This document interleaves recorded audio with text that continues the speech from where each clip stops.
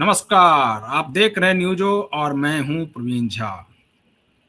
आज जो है बंगाल के लिए शुभेंदु सरकार ने अंतरिम बजट पेश किया और इस बजट में जो सबसे ज्यादा फोकस जिस पर रहा वो रोजगार पर तो रहा ही, लेकिन लोगों की नजर में जो खटक रहा था उसको शुभेंदु ने बिल्कुल ही खत्म कर दिया।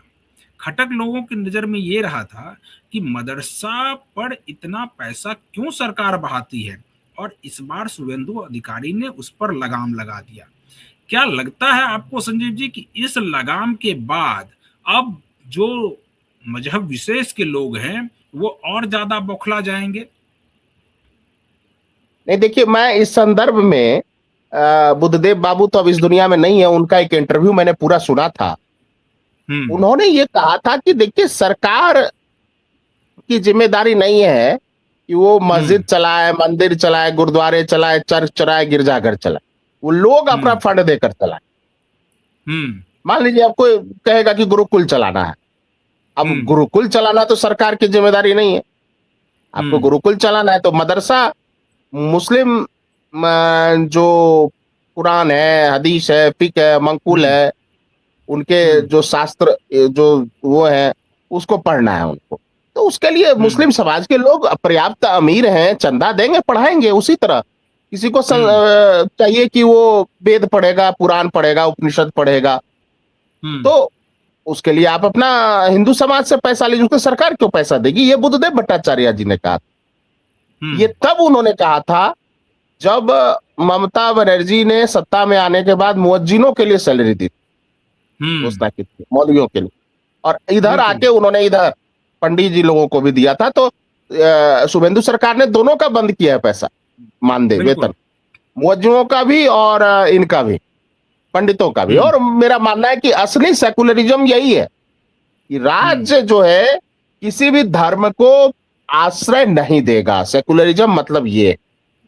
अभी हम्म। अभी देखिए, राजस्थान के बॉर्डर पर जो अवैध धार्मिक इमारतें वो गिराई जा रही हैं।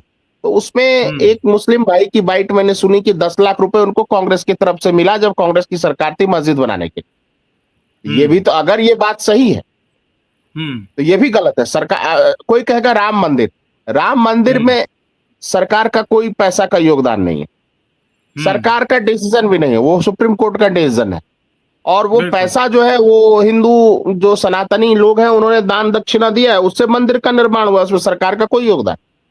हम्म। इसलिए वो कोई भी हो, क्योंकि देखिए, मेरा ये मानना है, थोड़ा सा मैं हम्म। प्रोग्रेसिव सोच रखता हूँ कि हम्म। ठीक है, धर्म जो है निश्चित रूप से व्यक्तिगत तौर पे पालन करे। और हम्म। कोई धर्म को लेकर कोई भी गुट अतिवादी नहीं होना चाहिए, चाहे वो हिंदू हो, मुस्लिम हो, अतिवादी नहीं होना चाहिए। क्यों? क्योंकि modern hmm. Science and technology का जमाना है, या सेमीकंडक्टर चिप का जमाना है। आप धर्म को बिल्कुल। भी रखो, मजहब को भी सीखो, जो आपको सीखना है, लेकिन आपको हम्म। साइंस के साथ कदम ताल करना ही होगा, टेक्नोलॉजी के साथ हम्म। चलना ही होगा। और इसलिए यहाँ एआई सेंटर एक खोलने की का वादा किया गया है हम्म। बजट में, हिंदू सरकार जो को। कि स्वागत हम्म। योग्य है, जो कि बहुत स्वागत योग्य है।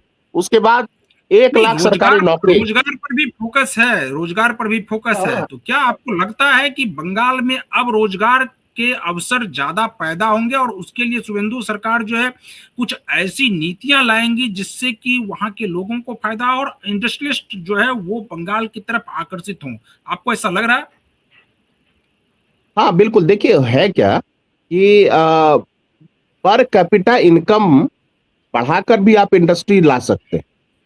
हम्म। मान लीजिए जिस राज्य का प्रति व्यक्ति आय ज्यादा है, इंडस्ट्रिस्ट हम्म। वहां जाएंगे, क्योंकि वहां उनके सामान बिकेंगे, क्योंकि लोगों की बिल्कुल। खरीद शक्ति ज्यादा होगी।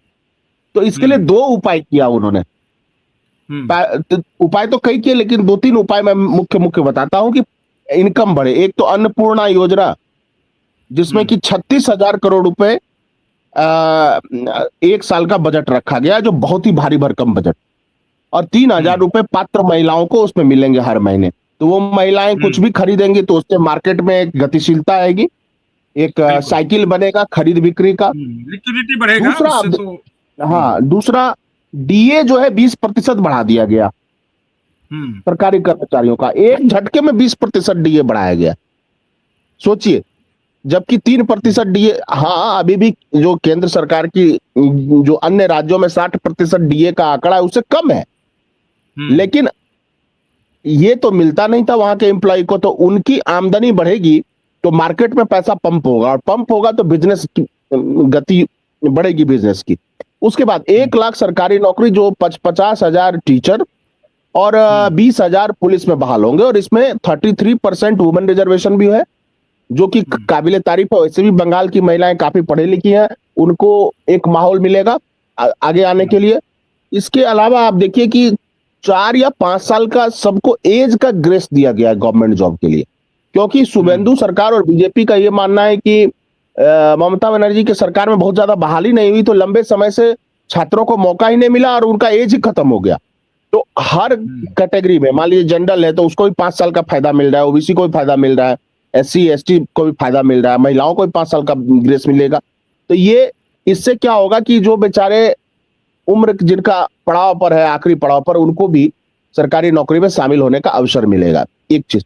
और आप देखिए कि कुछ प्रावधान जो है ये किया गया है कि हर जिले में कोचिंग बनाया जाएगा, कोचिंग सेंटर, जो कि कॉम्पिटिटिव एग्जाम की तैयारी कराएंगे। देखिए बंगाल का एक समय बहुत ज्यादा भागीदारी होती थी नेशनल लेवल के एग्जाम्स में, लेकिन वहां जिस तरह की पॉलिटिक्स हुई, सारी पॉलिटिक्स नेगेटिव हुई। अब सोचिए हर जिले में स्थापित किया जाएगा कोचिंग सेंटर, और उससे हर जिले के बच्चे उसमें पढ़ सकते हैं, उसका लाभ ले सकते हैं। इससे दो फायदा होगा।